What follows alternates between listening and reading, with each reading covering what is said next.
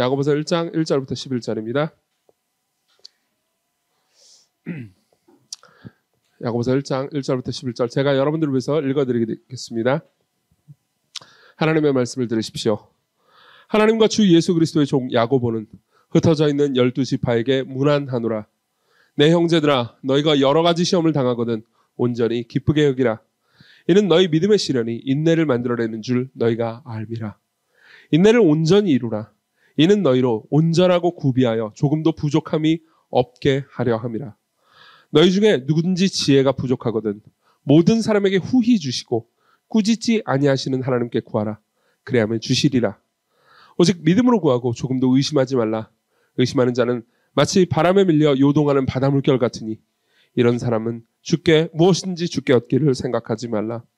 두 마음을 품어 모든 일에 정함이 없는 자로다.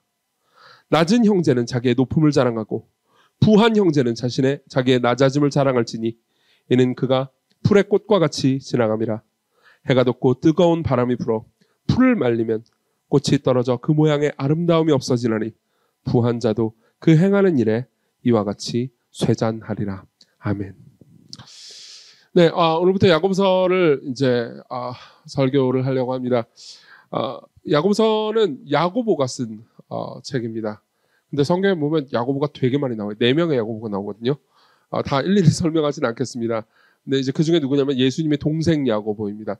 원래 예수님의 동생 야고보는 예수님이 이제 십자가에 못 박혀 죽고 부활하신 후까지도 이제 부활하시기 전까지 예수님을 믿지 않았어요. 특별히 요한복음 7장에 보면은 이제 예수님의 형제들이 예수님을 믿지 않고 다른 복음서에 보면은 이제 심지어 예수님을 죽이려고 하거나 혹은 미친 사람 취급하는 장면까지 나옵니다. 그러니까 그때까지만 해도 야고보는 예수님을 믿거나 따르거나 하지 않았던 것 같습니다. 근데 고린도전서나 다른 여러 가지 기록들을 보면요, 이제 예수 그리스도께서 부활하신 걸 보고 부활하신 예수님을 만난 후에 예수님을 향한 믿음이 생겼습니다. 그러고 나서 이제 초대교회, 특히 예루살렘에 있는 교회에 합류했는데 그때부터 이제 이 예루살렘 교회의 주요한 지도자로 떠오르게 됩니다. 사도행전 15장에 보면은 주요한 지도자로서 야고보가 어떤 역할을 했는지가 나오고요. 그리고 그 이후에도 야고보는 신실하게 말씀을 전하고 교회를 섬기다가 순교당한 걸로 나오죠. 근데 이제 많은 사람들이 야고보서를 실제로 연구도 하고 읽으면서요, 야고보서를 상당히 오해했던 것 같습니다. 예를 들면 야고보서 2장 24절에 보면 이런 말씀이 있습니다. 이로 보건대 사람이 행함으로 의롭다 하심을 받고 믿음으로만은 아니니라. 여러분들이 이 말을 어떻게 들리시나요? 아마 교리 공부를 열심히 하신 분들이라면 이 말이 되게 이상하게 들릴 겁니다. 행함으로 의롭다 하심을 받고 믿음으로만은 아니니라. 예. 분명히 새가족관 책에 보면 오직 믿음으로만 의롭다 하심을 받는다고 했는데, 그럼 새가족관이 틀린 건가? 아니요. 실제로 로마서 4장 5절에 보면요, 일을 아니할지라도, 그러니까 행하지 아니할지라도 경건치 않은 자를 의롭다 하시는 일을 믿는 자에게는 그의 믿음을 의로 여기신다라는 표현이 있습니다. 그러니까 정반대의 표현이죠. 얼핏 보면요, 문맥과 상관없이 보면 정반대의 표현처럼 봅니다. 근데 이거를 이제 전체 문맥을 이해하지 못했기 때문에 이 야고보서하고 로마서가 서로 상반된 주장을 하는 거라고 오해한 사람들도 있었습니다. 그 중에 한 명이 그 유명한 마르틴 루터입니다. 종교개혁자죠. 종교개혁자 마르틴 루터는 그러니까 이 책이 야고보서가 일관된 흐름을 가지지 못했기 때문에 지푸라기와 같은 성경이다라고까지 말했습니다. 물론 그건 야고보서를 오해한 것이었습니다. 실제로 그 이후에 많은 신학자들이, 그리고 최근에 이제 야고보서를 연구하는 학자들은 이 책이 얼핏 보면 막 되게 여러 가지 이야기가 널려 있는 것처럼 보이지만 실제로는 굉장히 일관된 주제를 가지고 있다라고 이야기를 합니다. 그럼 그 주제가 뭘까요? 여러분, 우리 8절을 한번 같이 읽어볼까요? 8절 같이 한번 읽어보겠습니다. 시작. 두 마음을 품어 모든 일에 정함이 없는 자로다. 두 마음이라는 단어를 주목해 보십시오. 이 말은 그 그리스어로 딥시코스라는 단어입니다. 그리고 딥시코스라는 단어는 당시의 그리스어 문헌 어디에도 나오지 않는 말입니다. 무슨 말이냐면 야고보가 만들어낸 말이에요. 네. 우리도 막 말 만들어내잖아요. 갑자기 떠오르지가 않는데 어쨌든 말 만들어내지 않습니까? 뭐요? 오난? 뭐요? 뭐라 그런 거예요? 넘어갑시다. 시간이 없어요, 여러분. 어디까지 했죠? 두 마음, 딥시커스. 만들어낸 조어예요. 근데 이 말이 사실은 전체의 키워드가 된다라고 봅니다. 왜냐하면은 두 마음이라는 건 이거예요. 두 마음은 그러니까 두 개의 상반된 믿음 체계 혹은 행동들 있잖아요. 두 개의 상반된 믿음 체계 혹은 행동들이 한 영혼 안에 있는 것을 가리킵니다. 예. 실제로 이 야고보서 전체를 보면요, 이 두 마음의 충돌들을 볼 수가 있어요. 이 두 마음의 충돌을 예로 들기 위해서 이제 하나를 한번 생각해 봅시다. 어떤 남자가 있어요. 이 남자가 있는데 이제 아내가 있습니다. 좋죠, 여기까지는 좋아요. 근데 아내 말고 내연녀가 또 있다고 합시다. 벌써부터 짜증이 나죠, 그렇죠?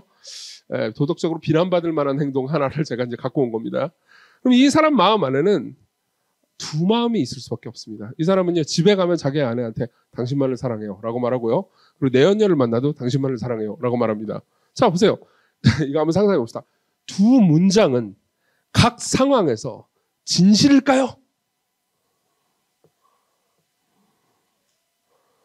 그걸 어떻게 알아요? 모르죠. 모르지만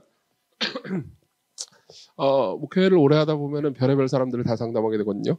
근데 이제 이렇게 바람피는 사람도 상담한 적이 있습니다. 그래서 제가 이제 추궁했죠. 그래가지고 아니 당신 내 언니한테 사랑한다고 말하고 아내한테 사랑하고 막 그러면서 화를 냈죠. 그러니까 둘 다 진실이었다는 거예요. 물론 그게 거짓말일 수도 있겠습니다. 근데 각자의 상황에서는 진실이었을 수 있습니다. 그러면요, 두 개의 진실된 마음이 있는 거죠. 근데 이 두 개의 진실된 마음은 특정 상황에서 충돌할 수밖에 없습니다. 그 사람을 망가뜨려 버립니다. 예컨대 이런 거죠. 아내가 아파서 뭐 다쳤어요. 사고가 났습니다. 그럼 이제 당장 병원에 달려가야 될 거 아니에요? 병원에 달려가는데 내연이한테 전화가 왔어요. 나 지금 마음이 너무 아프니까 나와 함께 있어줘요. 그럼 어떻게 될까요? 어떻게 해야 될까요? 당연히 병원으로 달려가야죠. 하지만 이 사람의 마음은 고장나 있겠죠. 그렇죠? 당연히 이 사람의 행동은 고장나 있습니다. 이게 바로 두 마음이에요. 그리고 야고보는요, 이런 이야기를 해주고 싶은 겁니다. 야고보에 보면 이제 일상적인 지혜라든가 혹은 이제 명령들이 가득하거든요. 그러면은 우리가 얼핏 이 책을 보면은, 야고보서를 보면요, 뭐야, 명령밖에 없어, 복음이 없네 라고 오해할 수도 있습니다. 아니요, 그렇지 않아요. 복음으로 꽉 차 있습니다. 어떤 식이냐면요, 이런 거예요. 그러니까 당신이 복음의 이 모든 메시지를 믿는다면, 당신이 복음의 메시지를 믿는 것 때문에 일관된 어떤 행동을 할 수밖에 없을 겁니다. 당신이 한 마음이라면, 복음의 메시지를 믿는 한 마음이라면요. 근데 당신이 복음의 메시지를 믿는다고 주장하면서도 실제로 다른 것 역시 믿는다면, 예수님을 나의 주인이시고 구주라고 고백하면서 또 다른 것들을 나의 주인이고 구주라고 당신이 믿고 혹은 고백하고 있다면 당신의 삶은 고장나게 될 겁니다. 그렇기 때문에 당신이 복음을, 다시 말하면 당신을 사랑해서 죽기까지 자기를 낮추신 예수 그리스도를 믿는 믿음을 따라서 삶을 산다면 당신은 특정 행위를 자연스럽게 하게 될 겁니다. 그리고 이제부터 그 특정 행위를 자연스럽게 한다는 것이 어떤 지혜로 살아가는 것인지를 보여주겠습니다. 이게 야고보서의 가장 주요한 메시지라는 거죠. 그래서요, 굉장히 많은 학자들이 이 야고보서를 연구할 때 이건 지혜서다라고 구분을 합니다. 왜냐하면은 실제로 야고보서 전체에 잠언을 상당히 많이 인용합니다. 구약성경에 보면 잠언이 지혜에 관해서 굉장히 많이 인용하고 있죠. 그리고 잠언을 직접적으로 인용한 것뿐만 아니라 잠언의 사상이나 가르침 같은 것들을 인용한 것으로 보면 꽤 많습니다. 그러니까 신약 성경에 나오는 우리가 어떻게 삶을 살아가야 되는지에 대한 지혜의 모음집이라고 볼 수 있는 거죠. 자, 여기까지는 이제 인트로덕션이었고요. 그래서 제가 이제부터 여러분들에게 들려드릴 것은 이겁니다. 그러니까 우리가 읽은 본문 있잖아요. 1절부터 11절에는요. 최소 두 개의 복음이 있습니다. 최소 두 개의 복음이 있고요. 그 복음의 메시지를 당신이 믿는다면, 다시 말하면 두 마음을 가지지 않고 복음의 메시지 한 마음을 가지고 당신이 여기에 골몰한다면 당신이 이렇게 행동할 것입니다 라고 이야기를 한다고 볼 수 있습니다. 그래서요, 저는 첫 번째로는요, 시련은 우리를 온전하게 만든다 라는 복음을 살펴볼 겁니다. 실제로 이제 우리가 2절부터 4절에 보면요, 그 메시지가 있거든요. 근데 우리가 시련과 고통은 우리를 온전하게 만든다라는 복음의 메시지가 아닌, 우리가 보통 세상에서 살면서 듣는 또 다른 두 마음을 가지게 하는 메시지가 있습니다. 그건 뭐냐면요, 시련은 쓸모가 없다라는 메시지예요. 여러분들은 대놓고 이런 말을 들어본 적은 없을 겁니다. 하지만 삶에서 많이 듣기도 하고요. 그리고 많이 여러분들이 영향을 그런 식으로 받아요. 제가 조금 이따 더 자세히 설명해 드리겠습니다. 그래서요, 첫 번째 대지로 저는요, 시련은 우리를 온전하게 한다라는 복음태, 시련은 아무런 쓸모가 없다라는 생각을 대조해 보려고 합니다. 그리고 두 번째로는요, 우리 인생 너머의 삶은 없다라는 것이 현대의 세계관이에요. 근데 우리의 인생은 영원하다라는 것이 우리의 복음입니다. 그렇죠? 그러니까 복음은 뭐예요? 우리가 믿을 수 있는 복음은 우리의 인생은 영원합니다. 그리고 우리는 그리스도 안에서 영원한 가치와 은혜를 받습니다. 그러나 이제 우리가 일반적으로 듣는 그리고 생각하는 거는요, 우리의 인생 너머의 삶은 없고 죽으면 끝이다 라는 생각입니다. 만약 여러분들이 그리스도인이라면요, 누구도 그러니까 대놓고 인생 이후의 끝 삶은 없어 라고 말하는 사람은 없을 겁니다. 하지만 우리의 보통 행동들을 보면은 이 두 마음을 동시에 가지고 있다는 것이 드러날 수 있는 거죠. 네.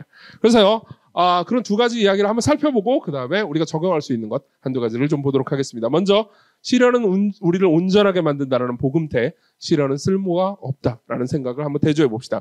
우리 2절부터 4절을 보겠습니다. 내 형제들아, 너희가 여러 가지 시험을 당하거든 온전히 기쁘게 여기라. 이는 너희 믿음의 시련이 인내를 만들어내는 줄 너희가 알미라.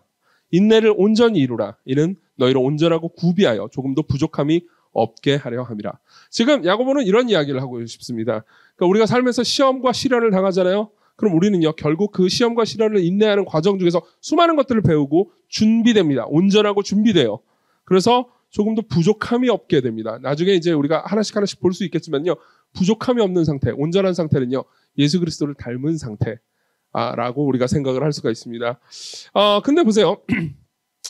그러면 이제 어떤 식으로 시련이 우리를 온전하게 하고 그리고 우리를 준비시켜 줍니까? 예를 하나 들어서 생각해 보는 게 좋겠죠? 그렇죠? 예를 들어서요, 관계의 시련을 한번 생각해 봅시다. 예.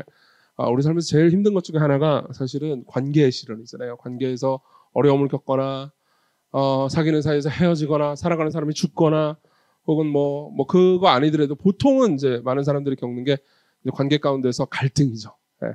같이 일하는 사람들끼리 갈등을 겪습니다. 회사에서요. 교회에서도 뭐 서로 좋아 보이고 막 하지만 뭔가 같이 일을 하거나 아니면 뭐 어떤 교제를 하거나 소그룹 모임을 하거나 그러면은 저 사람 말하는 스타일이 내가 안 맞아가지고 갈등을 겪게 되잖아요. 그렇죠? 그러니까 관계에서 우리가 갈등을 겪을 때 지금 야고보의 가르침은 뭐죠? 당신이 관계에서 갈등을 겪어서 관계 때문에 힘들다면 그것은 당신을 온전하게 만들 것입니다. 라는 메시지죠. 그렇죠? 근데 이제 우리가 보통 듣는 것은 뭐죠? 당신이 관계에서 어려움을 겪으면 손절하세요. 그렇잖아요. 네. 이게 바로 시련은 쓸모가 없다라는 세계관의 작용입니다. 이거를 여러분들이 이제 요즘 나오는 이 유행이 한 7, 8년은 된 것 같아요. 요즘 나오는 에세이 같은 것들 있잖아요. 에세이 같은 것들을 보면은 제목부터 그런 내용이 많습니다. 너는 나를 힘들게 할 수 없다. 뭐 이런 거. 진짜 책 제목은 아니에요. 비슷한 게 있었던 것 같은데. 어쨌든 그런 나를 힘들게 하는 사람은 뭐 내 옆에 있을 수 없어. 뭐 하여튼 이런 제목들이 꽤 많습니다. 이 모든 내용들은 그러니까 관계를 대충 손절하라는 거죠. 저는 가끔 이 커뮤니티 같은 거를 좀 가보거든요. 어디를 가는지는 얘기해 주지 않을 거예요. 어디에서 가면은 보통 제가 요즘 관심 있는 커뮤니티를 옛날에 이제 청년들 많이 가는 커뮤니티를 많이 갔는데 그 청년들 많이 가는 커뮤니티에 많이 가는 사람들이 늙어가지고 지금 다 작년이 됐어요. 그래가지고 저는 신실하게 그 청년들 많이 가는 커뮤니티를 가다 보니까는 다양한 사람들의 이야기가 올라오더라고요. 그러면 보면요, 항상 이제 부부간의 갈등을 겪는 사람들의 사연이 나와요. 네. 남편이 생각할 때 와이프가 이딴 말을 나한테 했다, 이러고 막 해요. 그리고 또 아내도 뭐 남편이 이딴 말을 했다. 여기서 이제 베리에이션을 더 가면요, 뭐 시부모가 나한테 이런 말을 했다. 장인 장모가 나한테 이런 말을 했다로 넘어갑니다. 그러면은 댓글이 뭐라고 달리는지 아세요? 뭐라고 달릴 것 같아요? 네, 한결같이 이혼하고 편하게 사세요. 정말 제가 댓글 기대하면서 뭔가 지혜로운 댓글 하나라도, 여러분 댓글에서 지혜를 절대 찾지 마세요. 정말이에요. 뭔가 지혜 비스무리한 거라도 찾아보고 싶었어요. 그래, 이혼하세요라는 메시지를 하더라도 내가 그 메시지의 한 문단이라도 그래도 지혜로운 어떤 논리라도 있는 걸 찾아보고 싶었습니다. 제가 너무 희화화시키는지는 모르겠는데 일단 한 문단을 찾기가 힘들었습니다. 예, 거의 대부분 한두 문장으로 끝나더라고요. 이혼하고 편하게 사세요. 편하게 살면 좋아요. 그럼 저는 이제 거기에서 당신은 이혼했습니까? 라고 묻고 싶지만 그렇게 할 수는 없죠. 예, 제가 어디 감히 커뮤니티에 댓글을 남깁니까? 쓸데없는 말이죠. 자, 보세요. 이거는 사실 여러분들이 삶을 살면서 매번 겪는 일입니다. 교회에서 갈등을 겪으면 어떻게 하면 됩니까? 옮기면 됩니다. 아니면 잠시 쉬는 거예요. 인터넷으로만 예배를 드린다는 거죠. 예. 혹은 뭐 다른 여러 가지로 회사에서 갈등을 겪으면 어떻게 하면 됩니까? 예, 이직하면 됩니다. 예. 저는 이직이나 교회를 옮기는 거나 이런 것들을 다 정죄하거나 비난하고 싶은 게 아닙니다. 무슨 말이냐면요. 우리는 그러니까 삶에서 시련을 겪는 것을 무조건 나쁜 것으로만 여기는 경향이 있다는 거죠. 예. 하지만 지혜가 무엇인지 조금 생각을 해보겠습니다. 아까 제가 야고보서가 지혜에 대해서 이야기해 주는 거라고 그랬죠. 그렇죠? 성경에 보면요, 이제 특히 잠언에 보면 지혜에 대해서 말해주는 단어들이 꽤 많이 나옵니다. 근데 그 단어 중에서 보통 우리나라 말로 명철이라고 번역되는 단어가 있습니다. 혹시 아십니까? 네, 명철이라는 번역되는 단어가 있습니다. 이거는 굉장히 지혜에 대해서 잘 표현해 주는 단어입니다. 이게 뭐냐면은 한 가지 사실만 보고도 많은 것들을 알아내는 능력을 가리킵니다. 이게 명철이에요. 이런 사람 굉장히 지혜롭죠. 예. 한 가지 사실만 보고도 많은 것들을 알아내. 예를 한번 들어보죠. 살인 사건의 현장에 갔다고 합시다. 그죠? 이정규가 살인 사건의 현장에 가면은 뭘 알아낼까요? 뭐 피가 많이 났구나. 뭐 그러면서 이 사람 과연 예수를 믿었을까? 뭐 이 정도만 생각하고 두세 가지밖에 생각이 못 날 겁니다. 그렇지만 능숙한 한 20년 차 형사가 살인사건의 크라임씬으로 딱 갔다. 그럼 어떻겠어요? 거기에서 그냥 좀 둘러보고 조사를 하는 것만으로도 20가지, 30가지를 알아낼 겁니다. 이 범인은 왼손잡이군. 이 범인은 뭐 어쩌고저쩌고군. 뭐 이런 식으로 되게 많은 것들을 알아내겠죠. 그렇죠? 왜 그럴까요? 그 사람은 그 지점에 있어서 명철이 있기 때문입니다. 무슨 말인지 이해되시죠? 그렇죠? 저의 경우에도 마찬가지입니다. 저의 경우에도 특정 영역에 있어서 굉장히 명철한 영역이 있습니다. 예를 한번 들어보겠습니다. 곱창 전골을 먹는다고 해봅시다. 여러분, 제가 곱창 전골을 먹잖아요. 그러면 여러분들이 보통 곱창 전골을 먹고 그냥 맛있다라고 느끼는 것 이상으로 수많은 것들을 알아냅니다. 이 곱창에 어떤 걸 썼구나. 이 곱창 안에는 곱이 가득하구나. 그렇기 때문에 국물이 걸쭉하니 깊은 맛이 나오는 거. 하여튼 그 온갖 여기에서 깻잎은 어떤 방식으로 썼고 이런 것들을 다 알아낼 수 있습니다. 그렇기 때문에 제가 끝나면 곱창 전골 맛있는 집이 어딘지 알려드릴게요. 걱정하지 마시고. 어떤 한 가지 사안에 대해서 곱창 전골을 처음 먹는 사람보다는 저는 훨씬 더 많은 것들을 알아낼 수 있죠. 저는 여러분들보다 한 20배 정도는 더 많이 알아낼 겁니다. 대부분의 사람보다요. 그렇죠? 그럼 그 지점에 있어서는 저는 훨씬 더 명철한 거겠죠. 그럼 보세요. 어떻게 이 명철에 이를 수 있을까요? 항상 잠언에 보면요. 이 명철에 이르는 방법을 훈계를 받으라고 말합니다. 훈계요. 근데 훈계 이러면은 막 혼나 이런 의미가 아니고요. 그러니까 다양한 고통스러운 경험과 좋은 경험을 반복하는 것을 훈계라고 말합니다. 히브리어로 무사르라고 하는데 그러니까 계속된 여러 경험들을 반복하는 거예요. 그러면서 분별이 생기고 이해가 생기는 거죠. 살인사건 현장을 보는 형사는요. 살인사건 현장을 수도 없이 봤을 겁니다. 맞죠? 저는 수도 없이 먹었죠. 예. 그래서 맛있는 곱창 전골과 맛이 없는 곱창 전골을요. 맛있는 곱창 전골 중에서 군산에 있는 것도 있는데 굉장히 맛있어요. 이 둘을 계속해서 반복하잖아요. 그러면 구분이 훨씬 더 잘 생기겠죠. 그렇죠? 그게 이제 훈계를 맞는 거예요. 그럼 어떻게 되죠? 제 입과 코와 많은 것들이 훈련되죠. 그러면서 그 지점에 있어서는 명철이 생기는 겁니다. 똑같아요. 인생도 여러분들이 똑같다고 생각하시면 됩니다. 여러분들이 삶을 살면서 너무너무 스윗하고 좋고 재미있고 여러분들의 마음을 만족시켜주는 평생 이 사람과 함께 친구로 가고 싶다라는 사람들을 만나게 되죠.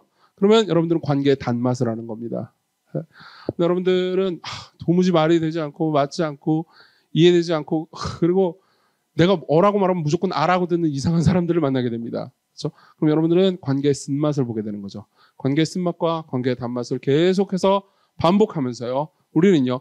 내가 쓰게 행동하는 것을 이해하게 되기도 합니다. 그렇죠? 요즘 거울 치료라고 많이 하죠. 그렇죠? 그리고 내가 어떻게 하면 관계에 달게 행동할 수 있는지를 배우게 됩니다. 그리고 사람들을 이해하고 사람들과 함께하면서요. 여러 가지 사람들을 대하는 다양한 기술들을 배우게 되죠. 제가 아는 어떤 목사님 중에서 교단법하고 교회법에 진짜 빠삭한 분이 계세요. 근데 그게 쉽지가 않아요. 저는 교단법, 교회법 거의 모릅니다. 그게 굉장히 쉽지가 않습니다. 왜냐하면은 신학교에서도 교단법 가르치는 시간은 한 학기, 그러니까 3학년 2학기 때, 맨 마지막 학기 때, 뭐, 1시간밖에 안 배우는데, 그나마도 약간 니네들이 이거 알아서 뭐하냐라는 느낌의 교수님 비난인데 이러면 는 없었고요. 하여튼 제가 이제 내가 저거 알아서 뭐해 그러면서 이제 퍼자느라 제대로 배우지 못하죠. 그래서 목회자들도 교단법과 교회법을 그렇게 잘하는 사람들은 없습니다. 근데 제가 아는 이분은 교단법과 교회법에 대해서 굉장히 잘 알아요. 거기에 대한 판례들도 꽤 많이 알고 계십니다. 그거 알기 쉽지 않거든요. 예. 물론 이제 성경도 잘하시고 목회도 잘하시는 분이세요. 어떻게 그렇게 교단법을 잘 알게 됐느냐. 그러니까는 이분이 얘기해 주시더라고요. 자신이 섬기던 교회, 이제 과거에 섬겼던 교회가 분쟁이 엄청나게 심하고 굉장히 많은 고통스럽게 자기를 괴롭히는 사람들이 있었다는 거죠. 예. 그럼 그 사람들을 설득도 하고 그 사람들을 놓고 기도도 하고 괴로워하고 그래서 그 교회에 오래 있었대요. 오래 있으면서 여러 가지를 배웠는데 그 중에 하나가 교회법을 잘 배우는 거였다. 예. 그러면서 굉장히 많은 사람들에게 유익을 끼치고 계십니다. 왜냐하면 어려운 사람들이 많고 그 사람들에게 조언을 되게 많이 해주시죠. 이런 것들도요. 삶의 여러 가지 고통을 통해서요. 그 사람이 준비되고 구비되고 온전해지고 그리고 그리스도를 닮아가는 거겠죠. 예. 그리고 여러분들이 이 문제에 있어서 그러니까 계속해서 인내 시련 가운데서 시련이 나를 성장시키고 나를 변화시키고 그리고 나를 훨씬 더 지혜롭게 만들어줄 거야라고 생각하잖아요. 그리고 여러분들이 인내하면서 삶을 살잖아요. 그럼 여러분들은요. 나이를 먹고 점점 더 단련됩니다. 예. 고통은요. 항상 인간을 성숙시키는 게 아니에요. 고통은 인간을 망가뜨리기도 합니다. 왜냐하면요. 고통을 계속해서 대할 때 이걸 인내하지는 않고 계속 피하거나 아니면은 계속해서 고통 가운데서 분노만 하게 되잖아요. 그럼 여러분들은 내가 과거에 이런 고통을 겪었다라는 자기 연민 때문에 나는 나쁜 짓을 할 정당한 권리가 있어라고 오해하게 되기도 합니다. 나는 과거에 이렇게 고통스러운 일을 겪었어. 그러니까 내가 내 멋대로 행동하는 건 정당해라고 생각할 때가 많은 거죠. 실제로 여러분들이 주변에요. 그러니까 과거에 큰 고통을 겪었고 그 고통 때문에 지금 삶이 일그러지면서 막 사납게 대하는 것을 정당화하는 사람을 보잖아요. 그럼 여러분 굉장히 힘들어질 겁니다. 네. 근데 보세요. 여러분들이 이렇게 되고 싶지 않습니까? 사람들이 여러분들을 볼 때요. 저 사람이 저런 큰 고통을 당했는데도 불구하고 넉넉하게 웃을 줄도 알고 주변 사람들을 안심시킬 수도 있고 괜찮습니다. 우리와 함께 하나님께서 나를 돌보실 거예요. 그냥 나를 위해서 기도해 주세요 라고 하면서 주변 사람들을 안심시킬 줄도 알고요. 그리고 인내 가운데서 하나님을 계속해서 바라보면서 그 과정 중에서 성숙해지는 사람이 되고 싶지 않습니까? 여러분들은 그런 식으로 삶을 살아가게 되잖아요. 그럼 주변 사람들이 여러분들을 훨씬 더 잘 의지할 수 있고 여러분들을 더 사랑할 수 있게 쉽게 사랑할 수 있게 됩니다. 사랑이라는 것이 그렇게 뭐 그런 게 있잖아요. 쉽게 사랑할 수 있는 사람이 있고 좀 어렵게 사랑할 수 있는 사람이 있잖아요. 무슨 말인지 이해하셨죠? 네. 어떤 사람 같은 경우에는 저 사람을 사랑하려기 위해서는 의지력이 많이 필요한 사람이 있죠. 네. 근데 저 사람은 특정한 사람은 그 사람으로부터 나오는 향기 자체가 있잖아요. 그럼 그 사람을 사랑하는데 어려움이 전혀 없는 사람이 있습니다.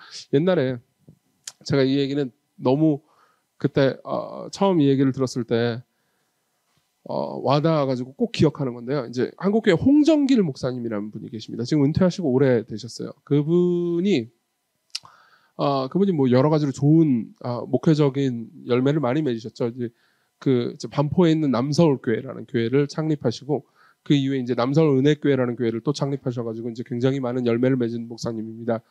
근데 이분이 생전에 목회를 하실 때 이런 표현을 가끔 쓰셨어요. 저에게는 저를 위해서 기도해주는 교인들과 저로 하여금 기독해 하는 교인들이 있습니다. 재밌지 않습니까? 네. 이게 저는 처음에는 그 후자를 돌려가게 하는 줄 알았어요. 너는 나를 하여금 건이야 너는 나로 하여금 기독해 만드는구나. 돌려가기잖아요 이거. 그렇죠? 근데 그게 아니더라고요. 이야기를 쭉 들어보니까는 자신의 삶에서 자신의 목회 여정에서 열매 맺었던 수많은 그 이유 중에 하나가 물론 하나님의 은혜였지만 자신을 고통스럽게 한 그 교인들을 보면서 계속해서 기도하게 된 게 자기를 성장시켰다는 고백이었죠. 여러분들도 마찬가지일 겁니다. 네. 자, 고통은요 여러분들을 성장시킬 수 있습니다. 네. 두 번째로는요 우리 인생은 영원하다라는 복음대 우리 인생의 너머의 삶은 없다 라는 허무주의적인 메시지입니다. 사실 이것은 여러분들이 삶에서 흔히 경험하는 메시지죠. 우리 9절부터 11절을 보겠습니다. 9절부터 11절. 낮은 형제는 자기의 높음을 자랑하고 부한 형제는 자기의 낮아짐을 자랑할지니 이는 그가 풀의 꽃과 같이 지나가미로라. 해가 돋고 뜨거운 바람이 불어 풀을 말리면 꽃이 떨어져 그 모양의 아름다움이 없어지나니 부한 자도 그 행하는 일에 이와 같이 쇠잔하리라 라고 말합니다. 자 보세요. 여기 보면요. 9절에 보면 낮은 형제라는 표현이 나오죠. 그렇죠? 그리고 10절에 보면 누가 나오죠? 부한 자라는 표현이 나옵니다. 여기서 낮은 형제는 가난한, 문맥상 가난한 사람을 의미해요. 실제로 가난과 부에 대한 메시지는 야고보서 내내 되풀이됩니다. 그리고 초반에 이 야고보는요, 그러니까 이 메시지의 그 서두를 딱 여는 거예요. 이 이야기를 함으로써. 예. 그러니까 야고보서를 받는 그 회중들 있잖아요. 그 회중들 중에서 상당수는 부유한 사람이었을 거고요. 또 상당수는 가난한 사람이었을 거고요. 그리고 또 소수는 부유한 사람이었을 겁니다. 그리고 사실 어떤 한 회중의 사람들이 차이가 많이 나면 날수록 이 갈등과 다툼이 생기기도 쉽고요. 그리고 목회자 입장에서는 그 모두를 그러니까 동일한 믿음으로 끌어가기가 쉽지가 않습니다. 근데 낮은 사람들 있잖아요. 즉 가난한 사람들 있잖아요. 가난한 사람들은 자신이 소위 우리 요즘 말로 치면은 이제 자존감이 떨어지거나 혹은 굉장히 쉽게 좌절하거나 낙심하거나 혹은 부자들을 향해서 분노하거나 하기가 쉽겠죠? 그렇죠? 그러니까 그들을 향해서 무언가를 해주어야 합니다. 야고보는요. 또 다른 한편으로 부유한 사람들은 보통 이제 나중에 4장쯤에 나오는데요. 착취하기가 쉽습니다. 그리고 자기를 자랑하기가 쉽죠.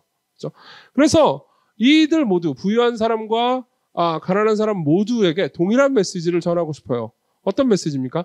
우리의 삶은 영원하고 그리고 이 생에서 우리가 경험하는 가난함과 부유함은 이 생에서 끝나버릴 것이다. 혹은 이 생도 아니다. 그냥 짧게 끝나버릴 수 있다. 이 생 안에서도. 이렇게 메시지를 전하는 거죠. 그러면서 이런 이야기를 해주는 겁니다. 가난한 사람들한테 먼저 이야기해 줍니다. 자기의 높음을 자랑해라. 그렇죠? 여기서 말하는 자기의 높음은 뭘까요? 실제로 2장 5절에 보면요. 이런 말씀이 있습니다. 제가 읽어드리죠. 내 사랑하는 형제들아 들을지어다. 하나님이 세상에서 가난한 자를 택하사 믿음에 부유하게 하시고 또 자기를 사랑하는 자들에게 약속하신 나라를 상속으로 받게 하지 아니하셨느냐. 이 메시지의 내용은 간단합니다. 당신은 지금 가난하다 하더라도 당신은 영원히 가난할 게 아닙니다. 당신은 실제로 지금 부자입니다. 왜냐하면 당신이 지금 그걸 눈으로 보고 있거나 경험하고 있지 않다 하더라도 하나님께서는 여러분들에게 하나님의 나라 전체를 다 상속해 주셨기 때문입니다. 그렇기 때문에 당신이 지금 가난하고 힘든 것은 일시적 현상일 뿐입니다. 그리고 당신의 지위, 당신이 결국 가지게 될 나라, 당신이 결국 모든 것을 누리게 될 그 영원한 삶을 생각하면서 그것 안에서 자랑하십시오. 라고 이야기를 하는 거죠. 그러니까 자기의 자존감과 정체성을 하나님께서 자기에게 주신 신분으로 찾으라는 겁니다. 그리고 부유한 사람은요, 이 모든 것들이 끝날 거라고 기억하라는 겁니다. 예. 계속해서 이런 이야기를 해주죠. 부한 자는 자기의 낮아짐을 자랑할지니.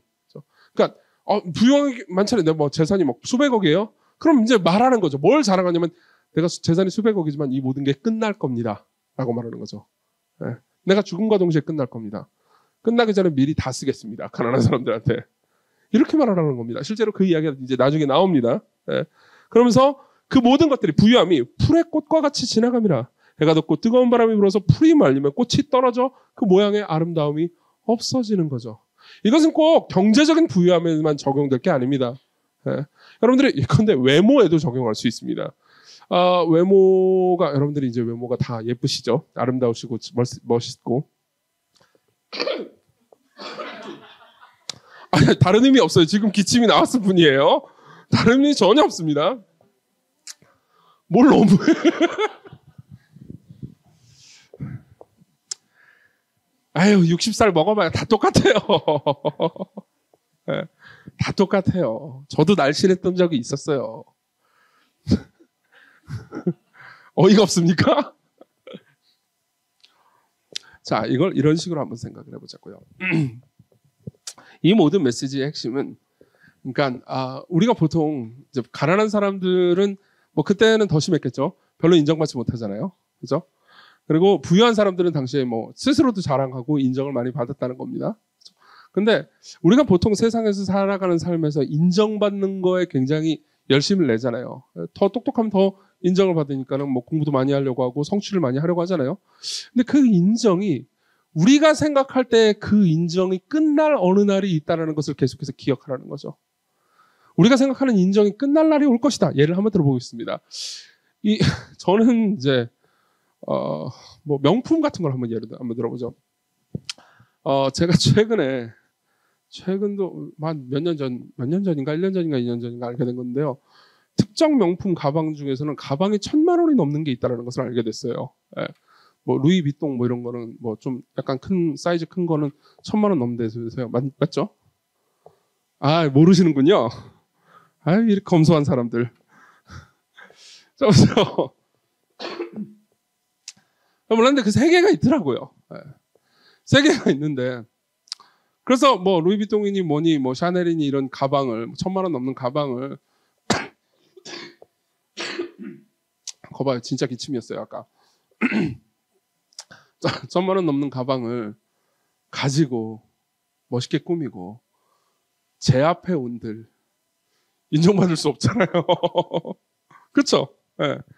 어떻게 인정받아요? 저는 그게 명품 가방인지 아니면 길거리에서 산 가방인지 몰라요. 예. 아니, 심지어 그 사람은 가방에 관심도 없어요. 예. 그 사람은 가방을 들고 있는지 안 들고 있는지도 모른단 말이에요. 여러분들이 파마를 해도 몰라요, 전. 아니, 알아.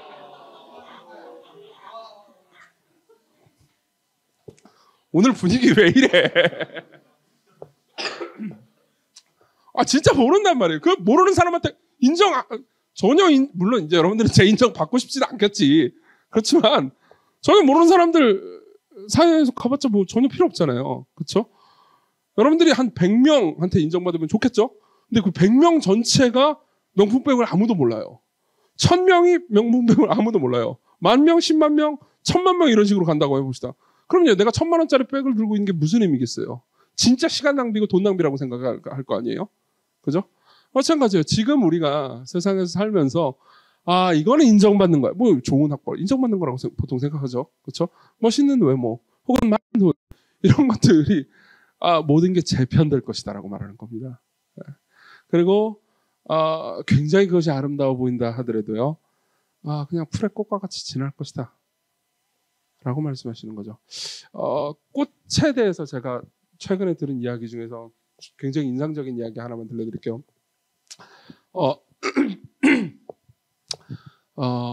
이제 이건 분당우리교회 이찬수 목사님이 해준 이야기입니다. 그러니까 이제 자기에게 어떤 이제 후배 목회자가 제 얘기는 아니었어요. 그 후배 목회자가 그러니까 다른 후배 목회자가 어떤 걸 결정하기 위해서 이제 이찬수 목사님한테 가서 지혜를 구했대요. 네. 그래가지고 이제 지혜를 구하면서 A 안이 있고 B 안이 있는데 A 안을 선택하면은 그 이제 후배 목사님이 좀 더 유명해지고 널리 알려질 수 있었습니다. 근데 이제 B 안을 선택한다면 그럴 수는 없었던 거죠. 그렇지만은 그래도 의미 있고 가치 있는 일을 할 수 있었습니다. 그래가지고 둘 중에 뭘 선택할까요?라고 물어봤던 거죠. 그러니까 이찬수 목사님이 그렇게 대답을 해줬대요. 근데 저는 이제 이걸 전해 듣기만 했는데 저한테 되게 많이 와닿았습니다. 항상 내가 평생 삶을 살면서 이런 식으로 결정을 해야겠다라고 마음을 먹었어요.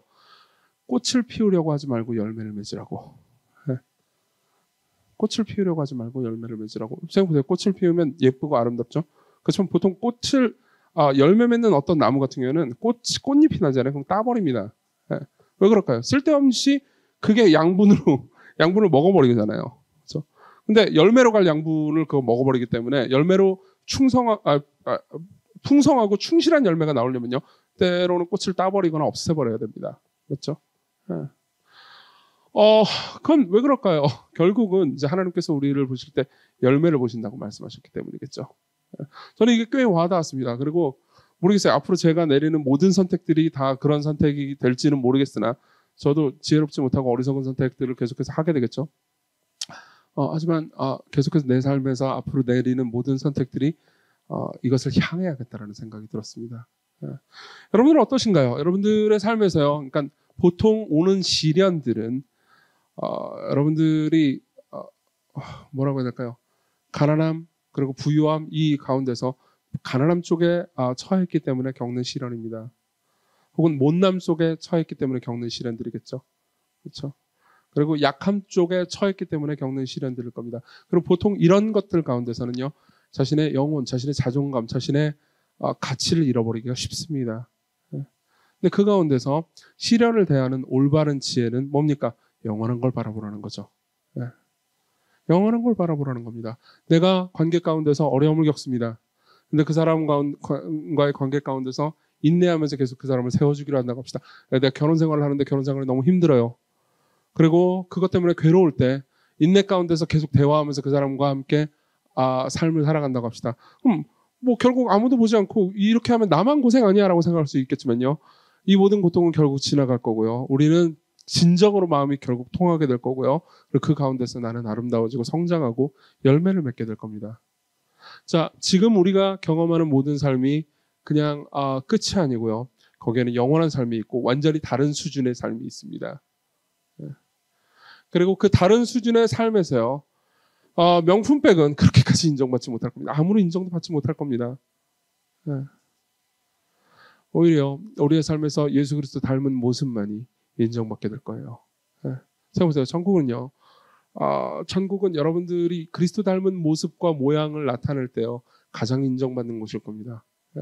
천사들은 여러분들이 하는 행동이나 말이 자신이 가장 사랑하는 예수 그리스도를 닮고 따르는 방식으로 행동할 때요. 여러분들을 보면서 탄성을 지르게 될 겁니다.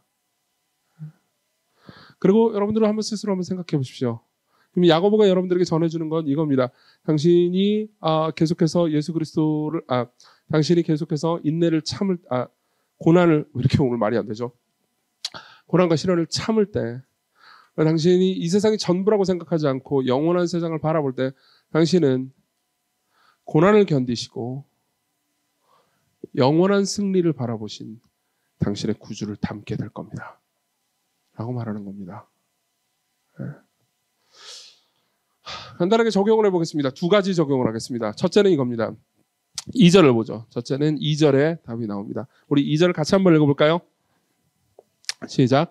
내 형제들아 너희가 여러 가지 시험을 당하거든 온전히 기쁨이 3절까지요. 이는 너희의 믿음의 시련이 인내를 만들어내는 줄 너희가 알미라. 네, 간단하게 얘기하자면요. 시련이 여러분들을 성장시키고 인내하게 만들고 아름답게 만들 것을 기대하면서요. 시련이 닥쳐왔을 때 기쁘게 여기라는 겁니다. 이게 첫 번째예요. 근데 시련이 닥쳐왔을 때 어떻게 막 기쁘게 여깁니까? 그렇죠? 시련이 닥쳐오면 처음에 슬프고 고통스러운 법이에요. 야고보가 그걸 모를 리는 없습니다. 실제로 야고보서를 쭉 읽어보면요. 시련 가운데 고통당하는 성도들의 심정을 야고보가 절대 모르고 있지 않습니다. 여기서 말하는 기쁨은요. 그냥 즉흥적인 기쁨, 선물을 받았을 때의 기쁨, 그러니까 도파민이 터질 때의 그 기쁨을 의미하는 게 아닙니다. 시련과 고통이 찾아왔을 때 자기가 그 시련과 고통을 지나면 결국 어떻게 될 것인지를 보면서 기뻐하라는 거죠. 네. 많은 사람들이 이렇게 말합니다. 시련이 다가오는 것은 너무 힘들어요. 시련이 이 세상에 없었으면 좋겠어요. 근데 2절에 보면요. 여기 보면 내 형제들아 너희가 여러 가지 시험을 그다음 뭐라고 돼 있죠? 당하거든이라고 돼 있잖아요. 한국말로 보면은 그러니까 안 당할 수도 있는데 만일 당하게 되거든 이렇게 쓴 것처럼 보입니다. 그렇죠? 근데 그리스어 원문으로 보면요. 이렇게 돼 있어요. 당하거든이 아니고요. 당할 때라고 돼 있습니다. 무슨 말이냐면 무조건 여러분들은 당하게 된다는 거예요. 실제로 성경의 가르침이 그렇습니다. 하나님께서 우리를 성장시키기 위해서 때로는 시련이 필요하다는 것을 아시고요. 그리고 성경 여러 곳에선 이렇게 말하고 있습니다. 무릇 그리스도 예수 안에서 경건하게 살고자 하는 자는 반드시 박해를 받을 거라고요. 여러분들의 삶에서는요. 여러분들이 예측하지 못하는 방식의 시련이 있을 겁니다. 그리고 그게 부당하게 느껴진다면요. 이렇게 한번 생각해 보십시오. 왜 인간에게 시련이 주어지는가? 거기에 대한 모든 답은 다 할 수는 없을 겁니다. 다 할 수는 없을 겁니다. 그러나 이걸 한번 생각해 보십시오. 여러분들이 시련을 당할 때요. 예수 그리스도를 한번 생각해 보십시오. 그분은 완전한 사람이었습니다. 보통 우리가 시련을 당할 때요. 사람들은 이렇게 말합니다. 내가 뭘 잘못했기 때문에 하나님께서 이런 시련을 주십니까? 내가 잘못한 게 뭐 있는데 하나님께서 이런 고통을 주십니까? 라고 말합니다. 그런데 그거는요. 예수님께 적용해 보면요. 예수님이야말로 그분은 죄를 지은 게 아무것도 없는데 하나님 내가 뭘 잘못했는데 나를 버리십니까? 라고 능히 물을 수 있지 않으시겠습니까? 하지만 그분은요. 그 길을 걸으셨습니다. 제가 최근에 읽었던 말씀 중에요. 저를 정말로 감동시켰던 말씀이 하나 있습니다. 뭐냐면요. 이 예수께서요, 그 베드로하고 대화를 나눌 때 베드로한테 그리고 제자들한테 너희는 나를 누구라 하느냐라고 묻습니다. 그러니까 베드로가 굉장히 칭찬받을 만한 말을 하죠. 주는 그리스도이시오 살아계신 하나님의 아들이십니다. 라고 말합니다. 마태복음 16장에 나와 있습니다. 그러고 나서 예수께서는요, 그 이야기를 듣고 나서 내가 이제 조금 있으면 죽을 거고 부활할 거다라는 말씀을 하십니다. 그러니까는요, 베드로가 이 일이 주께 미치지 못하리이다 라고 말합니다. 아니, 절대 예수님 죽을 수 없어요. 당신은 죽지 않을 겁니다. 근데요, 예수께서 그때 우리가 볼 때 약간 과민 반응인가 싶을 만한 반응을 하나 하십니다. 이렇게 말씀하시죠. 이에 예수께서 돌이키시면서 베드로에게 이르시되 사탄아 내 뒤로 물러가라. 너는 나를 넘어지게 하는 자로다. 내가 하나님의 일을 생각하지 아니하고 도리어 사람의 일을 생각하는도다 하시고. 퀴즈. 베드로는 사탄이었을까요? 물론 아니죠. 물론 아니죠. 사탄이 뒤에 있었습니다. 베드로의 말 뒤에 있었어요. 그러면 예수님은 베드로를 향해서 화를 낸 걸까요? 학자들은요, 이 본문을 주석학적으로 연구하면서 특히 그리스어 문법을 따라서 연구하면서요, 예수님이 화를 낸 것은 베드로가 아니라고 말합니다. 사탄이라고 말합니다. 왜 그럴까요? 그리고 그 뒤에 너는 나를 넘어지게 하는 자로다 라는 말을 왜 했을까요? 보세요. 예수께서는요, 갈등하실 수 있는 상황이었습니다.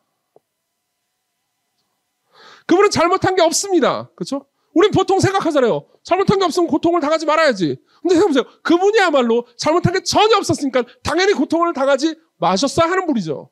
근데 고통을 당했어야 했습니다. 그렇죠? 그것도 아버지의 뜻이라는 것도 알고 있어요. 그럼 예수님 입장에서는요, 얼마든지 아버지 왜 이러십니까? 저한테요. 네. 저는 고통을 안 당하겠습니다. 저도 신성이 있고 저도 능력이 있습니다. 그렇죠? 이 인류를 멸망시키고 끝내겠습니다. 라고 얼마든지 선택할 수 있었던 거죠. 그렇죠? 그리고 베드로가 말합니다. 사실은 사탄이 말한 거죠. 아니, 이 일이 주께 미치지 않을 겁니다. 이런 일은 있을 수 없습니다. 그냥 당신의 능력으로 이 모든 일들을 취소시켜 버리십시오. 그때 예수께서는요, 두 마음을 거절하십니다. 두 마음을 거절하십니다. 어떻게 거절하십니까? 그분은요, 자기가 사랑하는 백성들이 죄로 인해서 심판받고 저주받아야 하는 것을 알고 계십니다. 그리고 자기가 사랑하는 백성들을 정말로 구해내시려면, 자기가 사랑하는 백성들을 그분의 품에 안으시려면요, 자신이 그 저주와 진노를 대신 받고 죽어야 한다는 것을 아십니다. 아까 제가 처음에 든 얘기가 기억나시나요? 두 마음. 그렇죠? 한 사람이 이 여자한테도 사랑해, 저 여자한테도 사랑해. 그러면요, 결국 두 마음이죠. 자, 예수님 입장에서요, 아버지의 뜻을 따라서요, 십자가에 못 박혀 죽고 자기 백성들을 얻는 것은 그분의 목표였습니다. 근데 그 상황에서 예수님께서는요, 내가 잘못한 게 없고, 그리고 이 인간들은 나한테 잘해주는 게 아무것도 없고, 그리고 내가 한 모든 말을 다 거절하고, 심지어 내 제자를 만져도 나를 배신하려고 하고 있어. 난 더 이상 이 녀석들을 사랑하지 않겠어. 자, 보세요. 예수께서 아버지의 말씀을 순종하고 자기 백성들을 사랑하신다고 하면서, 안 되겠어. 이 싸가지 없는 놈들은 버려야 되겠어 라고 한다면요, 그분이 두 마음을 품게 되는 겁니다. 맞죠? 그분은 두 마음을 품지 않으셨어요. 그분은 한 마음밖에 없었습니다. 그분은 기쁨으로 그 길을 달려가셨습니다. 그리고 그 두 마음을 가지게 되는 것을, 그러니까 사탄이 두 마음을 심어주려고 했던 거죠. 두 마음을 가지게 되는 것을요, 단호히 거절하시죠. 사탄아 내 뒤로 물러가라. 너는 나를 넘어지게 하는 자로다. 난 절대 넘어지지 않을 것이다. 나는 이해할 수 없는 고난을 받아들이겠다.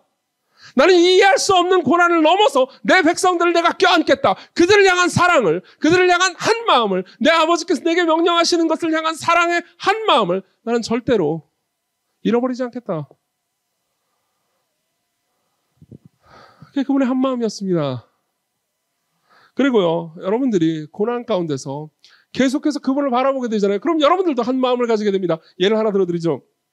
이건 제가 옛날에 팀 캐러 목사님의 설교집을 읽다가 들었던 이야기입니다. 팀 캐러 목사님이 뉴욕타임즈에 보는데요, 미국의 뉴욕타임즈 같은 경우에는 뭐 신앙인들의 이야기도 많이 실리나 봐요. 거기 보니까요, 어떤 무신론자였다가 예수님을 믿게 된 여성의 이야기가 실려 있었대요. 근데 이 여자가 원래 기독교 가정에서 태어났답니다. 어머님이 기독교인이었대요. 근데 어머님이 기독교인이었는데 일찍 이혼을 했답니다. 그러고 나서 이제 어머니한테 벌써부터 좀 약간 어린 시절이 힘들었겠죠? 근데 그런 상황에서 어머니가 이제 새로운 남자친구를 사귄 거예요. 네. 그리고 자신의 삶에서 뭐 그래도 엄마도 교회 다니고 나도 교회 다니고 뭐 엄마가 뭐 이혼은 했지만 이 남자친구랑 같이 잘 살면서 뭐 나도 가족을 꾸릴 수 있지 않을까 하면서 일종의 기대를 했답니다. 예. 그리고 나서 무슨 일이 벌어졌냐면 자신의 어머님이 그 여자친구한테 살해당했어요. 예. 무슨 일이 벌어졌는지 모르겠지만 하여튼 살해당했습니다. 그녀는 어머니가 죽은 매트리스의 피를 기억할 수 있었고요.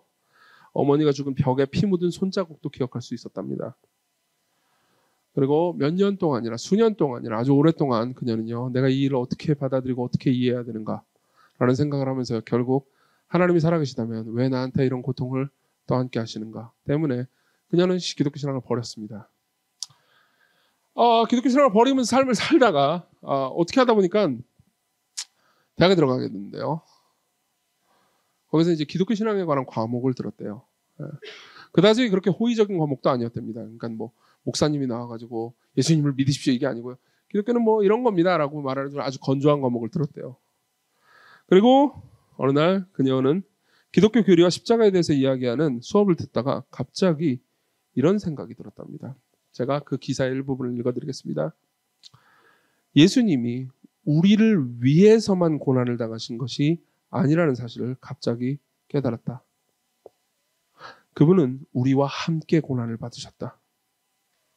나는 갑자기 예수님이, 잘 들어보십시오, 자신을 사랑해야 할 누군가에게 맞아 죽는다는 것이 어떤 것인지 알고 계셨다는 것을 깨달았다. 보세요. 자신의 어머님은요, 자신을 사랑해야 마땅하는 남자친구로부터 살해당했습니다. 맞아가지고 죽었죠. 예수님은요, 십자가에서 우리가 원래 받아야 되는 하나님의 진노를요, 자신이 가장 사랑하는 그 하나님의 진노를 우리 대신 떠안으셨습니다. 다시 말하면요, 저 존재는 나를 사랑해야 마땅해. 그 지금까지 나를 끊임없이 사랑해왔어 라고 생각하는 저 존재가 나를 향해서 분노하고 나를 향해서 주먹을 지르고 나를 고통스럽게 하는 것을요, 그분은 십자가에서 경험하셨다는 거죠. 예수님은 그것이 어떤 것인지 알고 계셨고 나를 위해서 그렇게 하셨다. 갑자기 그녀의 마음에요, 모든 것은 아니었지만 조금씩 오해가 풀리기 시작했습니다. 왜 그랬을까요? 살면서 자신이 경험하는 모든 고통의 내용이요, 다 이해된 것은 아니지만 그분이 날 사랑하지 않는다고 생각할 수는 없게 됐기 때문이죠. 이 하나님은요, 이 사람이신 동시에 하나님은요, 우리한테 와가지고 고통의 문제란 이런 거야. 그러면서 네가 지금 고통의 문제에 대해서 이런 문제 저런 문제들을 겪고 있지만은 실제로 너는 이런 식에 대해서 잘못 생각하고 있어. 그래서 말만 하는 신이 아닙니다. 네. 저는 그렇게밖에 할 수가 없어요. 여러분들이 고통의 문제를 가지고 저한테 찾아오잖아요. 그럼 저는 기껏 분석이나 할 뿐입니다. 네. 저는 여러분들에서 이 말을 할 때 저는 희망과 절망을 동시에 품어요. 여러분들 모두가 만일 이런 말을 해봤다면요, 이 절망감을 아실 겁니다. 너무너무 고통스러운 사람 앞에 있습니다. 이 사람의 고통이 해결되지 않아요. 근데 제가 이 사람을 위해서 이런저런 얘기를 하다가 결국 끝에 할 수 있는 일은 하나밖에 없어요. 너를 위해서 기도할게. 제가 이 말을 할 때마다 저는 종종 절망적으로 느껴집니다. 왜냐하면 너를 위해서 기도할게 라고 할 때 그 사람의 눈빛이 그러시겠지요, 약간 그 느낌 있잖아요. 그걸 볼 때마다 저는 한편으로 절망입니다. 근데 또 다른 한편으로 희망이 있을 수 있습니다. 왜 그럴까요? 내가 기도하는 그분은요, 나는 이 사람의 고통을 알지 못하지만 그분은 모든 걸 다 알고 계시니까요. 자, 그리고 우리는요, 이걸 지혜라고 부릅니다. 이걸 지혜라고 부릅니다. 우리 5절을 보겠습니다. 이 5절을 보면서 기도를 할 건데요, 같이 읽겠습니다. 5절 시작. 너희 중에 누구든지 지혜가 부족하거든 모든 사람에게 후히 주시고 꾸짖지 아니하시는 하나님께 구하라. 그래야면 주시리라. 자, 보세요. 이 말은 이런 겁니다. 야고보는 우리에게 이렇게 얘기하고 있어요. 우리는 삶에서 계속해서 어리석게 행동합니다. 그리고 어리석게 말하고 하나님을 원망하고요, 삐뚤게 행동하죠.